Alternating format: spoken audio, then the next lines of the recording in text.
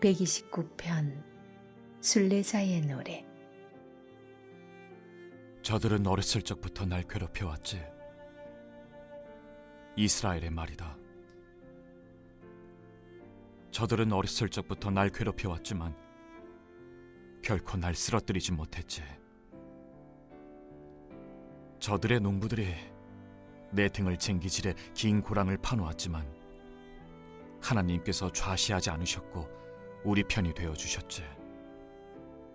하나님께서 저 악한 농부들의 쟁기를 산산조각 내버리셨지. 시온을 미워하는 자들이 모두 바닥에 고꾸라져 설설 기게 되기를. 얄팍한 땅 위에 돋은 풀처럼 추수전에 시들어 버리기를.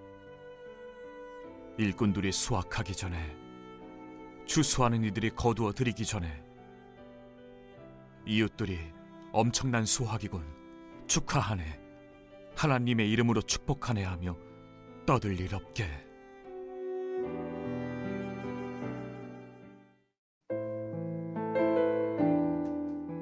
(1, 2절입니다) 원문에서 시편 129편의 첫 마디는 여러 번, 많이죠. 여러 번으로 시작하면서 이스라엘이 괴롭힘 당한 이야기를 강조합니다. 누가 이스라엘을 괴롭혔는지는 구체적으로 말하지 않지만 그들이 이스라엘을 핍박한 것이 이스라엘의 어릴 때부터임을 부각시킵니다.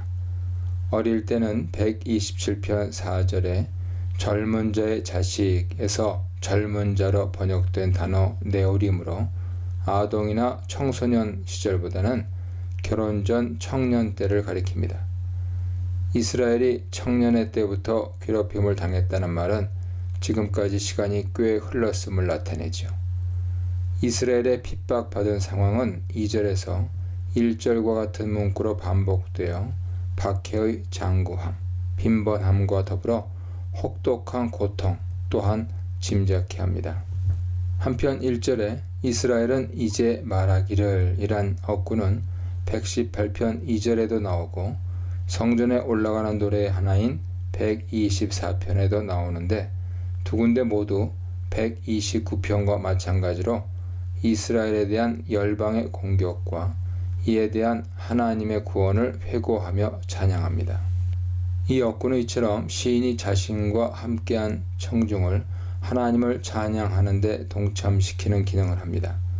129편에서 하나님의 구원은 먼저 2절에 그들이 나를 이기지 못하였노라 라는 문장에서 간접적으로 암시되었습니다. 이 말은 이스라엘의 박해자들이 오랜 세월 이스라엘을 공격하고 핍박했지만 결국 이스라엘보다 우세할 수도 이길 수도 없었다는 의미입니다. 그 이유는 이스라엘이 군사적인 힘이 강해졌거나 전쟁과 정치에 뛰어난 왕이 있었기 때문이 아니며 오로지 전쟁의 승패를 쥐고 계신 하나님, 사무엘상 17장 47절이죠. 하나님의 간섭과 은혜 덕분이었습니다. 1, 2절은 이런 내용을 언급하지 않으나 시인과 청중은 이스라엘의 역사를 통해 이 점을 다 알고 있습니다. 3, 4절입니다. 이스라엘이 오랫동안 받아온 핍박은 이스라엘의 등이 밭처럼 갈려 고랑이 생길 만큼 고통스럽고 비참했습니다. 사람들은 밭을 갈 때 보통 소를 이용해 땅을 일구어 고랑을 만들고 소가 게으름을 피우거나 쉬려고 할 때면 채찍으로 때려 이를 재촉했습니다. 시인은 이를 비유로 하여 이스라엘의 핍박자들이 이스라엘의 등을 밭으로 삼아 갈고 거기에 고랑을 길게 지었다고 표현합니다. 이 말은 이스라엘이 그들로부터 채찍과 몽둥이 따위로 맞아 등에 상처가 나고 여기저기가 움푹 패여 줄이 만들어져 마치 일궈진 밭에 생긴 고랑과 같은 모습이 되었다는 뜻입니다. 여기에 고랑을 길게 지었다는 말은 고랑의 길이가 충분한데도 억지로 길이를 더 늘려 만들어 나갔다는 의미며 이스라엘에 대한 핍박이 혹독했음을 암시합니다. 밭의 고랑이 일정하게 만들어지면 씨를 뿌리고 농작물을 심을 때 용이하지만 소처럼 학대받아 이스라엘의 등에 생긴 피와 상처의 고랑은 고통의 흔적과 슬픔의 기억만이 남을 뿐이죠. 4절에서는 여호와를 주어로 하나님이 이스라엘을 구원하셨음을 명백하게 선언합니다. 여호와께서는 의로우사 악인들의 줄을 끊으셨도다. 2절에서는 원수들과 이스라엘 간의 승부를 언급하여 하나님의 구원을 간접적으로 암시했는데 4절에서는 하나님의 의로운 성품과 원수를 향한 심판을 직접적으로 밝힘으로써 구원을 선포하고 있습니다. 이스라엘을 박해한 자들은 악인들로서 하나님을 경외하지 않으며 하나님의 말씀을 따르지 않는 자들입니다. 이 악인들이 이스라엘을 오래 잔혹하게 핍박했으므로 하나님은 정의를 통해 악인들의 줄을 끊으셨습니다. 줄은 사람이나 짐승을 올가매는 밧줄이나 끈을 뜻하죠. 3절을 고려하면 여기서 줄은 악인들이 이스라엘에게 소처럼 채운 멍에를 가리키며 핍박을 비유적으로 표현한 것으로 보입니다. 악인들의 핍박은 하나님의 정의로 인해 중단되었습니다. 이스라엘은 이제 전쟁의 공포에서 벗어나 하나님의 은혜를 누릴 수 있게 되었습니다. 5절로 8절입니다. 4절에서 선포된 이스라엘에 대한 하나님의 구원은 5절로 8절에서 이스라엘의 박해자들에 대한 심판을 기원하는 강구를 통해 확대 묘사됩니다. 이스라엘을 학대한 자들의 정체는 1절로 3절에서는 그들로서 모호했으나 4절에서는 악인들로 나타났고 5절에 와서는 시온을 미워하는 모든 원수로 구체적으로 드러납니다. 하나님의 구원은 시 전체에서 2절, 4절, 5절로 8절에 설명되는데 2절에서는 원수들을 주어로 하여 하나님의 구원에 대한 간접적인 암시를 줌으로 시작했고 4절에서 여호와를 주어로 직접적으로 하나님의 구원을 선언했으며 마지막으로 5절로 8절에서는 다시 원수들을 주어로 사용하여 하나님의 구원을 구체적으로 증명하는 단계로 전개되었습니다. 이처럼 이스라엘과 원수들의 적대 관계는 두 그룹만의 일로 머물거나 두 그룹 간의 관계 속에서 해결되지 않고 세 그룹, 핍박받은 이스라엘, 이스라엘을 공격한 원수들, 이스라엘을 구원하고 원수들을 심판하신 하나님의 관계로 확대되었고 이 세 그룹의 관계 속에서 해결되었습니다. 특히 5절로 8절에 하나님의 대적에 대한 심판이 시에서 가장 길게 나와 이스라엘에 대한 하나님의 구원이 두드러집니다.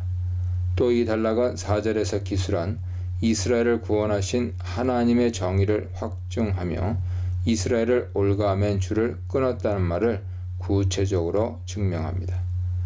이제 이스라엘의 대적들에 대한 심판으로 첫째, 그들은 다 수치를 당하고 물러날 것입니다. 수치를 당하고 물러난다는 표현은 법정에서 유죄 선고를 받고 퇴장하거나 전쟁에서 패하여 후퇴하는 모습 등 완전한 패배와 멸망을 뜻합니다. 역사상 이스라엘을 괴롭힌 열방과 민족은 이집트를 비롯하여 아모리, 아말렉, 바산, 블레셋, 암몬, 모압, 에돔, 두로, 시돈, 아람, 아수르, 바벨론 등 수없이 많았습니다. 이들에 대한 하나님의 궁극적인 심판은 이사야, 예레미야, 에스겔 선지자 등을 통해 예고되었고 역사의 각 사건들을 통해 하나님의 심판이 증명되었습니다. 둘째, 이스라엘의 대적들은 풀처럼 말라 사라질 것입니다. 이스라엘을 학대당하는 소에 비유했다면 이스라엘의 원수들은 소 같은 가축에 비교될 수 없고 지붕에 난 풀에나 빗댈 수 있습니다. 풀이 밭에 나면 사람의 손길이 없어도 무성하게 됩니다. 그러나 지붕 위에 풀이 나면 잘 자라는 듯 보이지만 뿌리를 깊이 내리지 못하므로 잘 자랄 수 없고 햇볕에 인해 말라버립니다. 시인은 이스라엘의 원수들이 이 풀처럼 쓸모없게 되고 자라기도 전에 말라 죽기를 기원합니다. 7절에 이런 것은 베이는 자의 손과 묶는 자의 품에 차지 아니하나니 라는 말은 6절에 지붕에 난 풀들이 추수하는 자들의 손에 몇 불이 잡히지도 않고 단을 묶어 품에 안아 나르는 자에게는 턱없이 모자란다는 뜻이죠. 물론 이 말은 원수들이 지붕 위에 풀을 거둔다는 의미는 아닙니다. 그들이 추수할 밭의 곡식이 지붕에 듬성듬성 자란 풀들처럼 제대로 자라지 못하고 시들어져 베어 단으로 묶어 나르지도 못할 만큼 되었다는 의미입니다. 셋째, 하나님의 심판을 받은 대적들은 지나가는 자들에게조차 무시를 당하게 될 것입니다. 8절에 지나가는 자들은 원수와 관련이 없는 제3자들로서 추수 때 그곳을 지나간다면 을에 하나님의 복을 빌어주는 것이 마땅한데도 아무런 축복의 말을 건네지 않는 것은 6, 7절에 설명된 대로 그들의 추수가 볼품 없기 때문이거나 그들의 악행으로 인한 참상을 보고 경악하거나 비웃는 경우이기 때문입니다. 5절로 8절은 이스라엘의 대적에 대한 심판을 기원하는 간구지만 이 간구를 문자 그대로 아직 안 이루어진 일을 바라는 기도 또는 이루어질지 모르는 일을 바라는 기도로 봐서는 안 됩니다.